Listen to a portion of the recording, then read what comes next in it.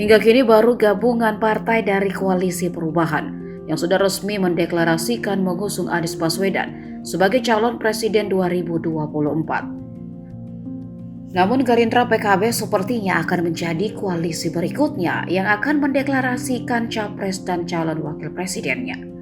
Koalisi Kebangkitan Indonesia Raya ini membuka peluang untuk menentukan capres-cawapresnya sebelum Ramadan 1444 Hijriah. Wakil Ketua Umum Gerindra Budi Satrio Jiwandono saat ditemui media di Kompleks Parlemen Jakarta Pusat Kamis 16 Februari mengungkap setelah melihat perkembangan, rencana itu kemungkinan terwujud jika kedua tokoh utama memang sudah memutuskan waktunya.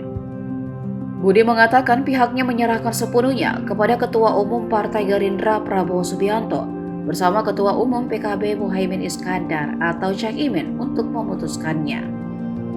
Menurutnya hal tersebut sesuai perjanjian politik antara Gerindra dan PKB setelah membentuk koalisi.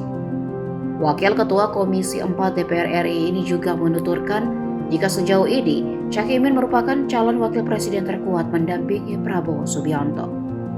Budi memastikan pihaknya akan menganalisa dan menghitung secara matang terkait calon pendamping Prabowo di Pilpres 2024.